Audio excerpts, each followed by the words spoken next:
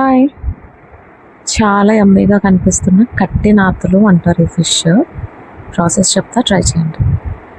Curry start చేసే ముందు ఒక బిగ్ సైజ్ లెమన్ అంత చింతపండు తీసుకుని నానబెట్టుకోండి. వాటర్లో నానబెట్టుకుని అది పక్కన పెట్టుకున్న తర్వాత, ఇప్పుడు మనం ఏ డిష్లో అయితే కర్రీ ప్రిపేర్ చేస్తామో ఆ డిష్ తీసుకుని అందులో కర్రీకి మీ స్పైస్కి తగ్గట్టు కారం వేసుకుని, కారంతో పాటు పసుపుతో పాటు సాల్ట్ మంచిగా యాడ్ చేసుకుని, దాంట్లోకి అంటే ఈ స్పైసెస్లోకి కర్రీలో మనం ఎంత అయితే ఆయిల్ యాడ్ చేస్తామో ఆయిల్ కూడా ఇందులోనే వేసుకుంటాం. ఫిష్ కర్రీలో ఆయిల్ కొంచెం ఎక్కువ ఉంటేనే బాగుంటుంది. సో తక్కువ వేసుకున్నా కూడా మీ ఇష్టం.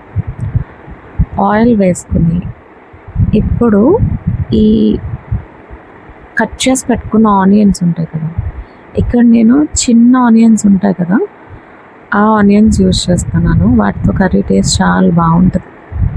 మీ దగ్గర ఉంటే వేసుకోండి, లేదంటే నార్మల్ ఆనియన్స్ కూడా పర్వాలేదు. ఈ మిక్చర్ అంతా మంచిగా మిక్స్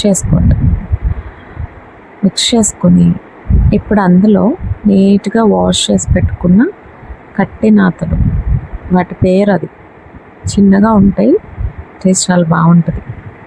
ఆ ఫిష్ తీసుకుని అందులో మంచిగా మిక్స్ చేసుకోండి. ఈ ఆనియన్స్, కారం ఇదంతా ఉంది కదా, వాటితో ఈ ఫిష్ని మంచిగా మిక్స్ చేసుకోండి. మంచిగా మిక్స్ చేసుకున్న తర్వాత ఈ కర్రీకి సరిపడినంత కొంచెం వాటర్ యాడ్ చేసుకోండి. మరీ గ్రేవీ అంటే వాటరీగా ఉంటే పులుసు బాగోదు.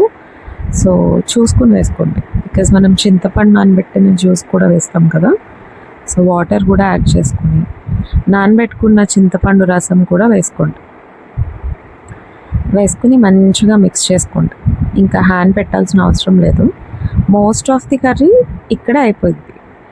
ఇంకా స్టవ్ ఆన్ చేసుకుని ఈ మిక్స్ చేసి పెట్టుకున్న ఈ కడాయిని తీసుకుని వెళ్ళి స్టవ్ మీద పెట్టుకుని ఆ కర్రీ మంచిగా అంటే మీడియం టు హై ఫ్లేమ్లో పెట్టుకోండి. పెట్టుకున్న తర్వాత అందులో కట్ చేసి పెట్టుకున్న పచ్చిమిర్చి ఇంకా కరివేపాకు, నేను అలా వేసాను కరివేపాకు, మీరు నార్మల్గా కూడా వేసుకోవచ్చు. కరివేపాకు వేసుకుని మూత పెట్టేసుకుని కొంచెం సేపు మగ్గిన తర్వాత మూత ఓపెన్ చేసి చూసి అప్పుడు మళ్ళీ ఒకసారి కర్రీని మంచిగా మిక్స్ చేసుకోండి.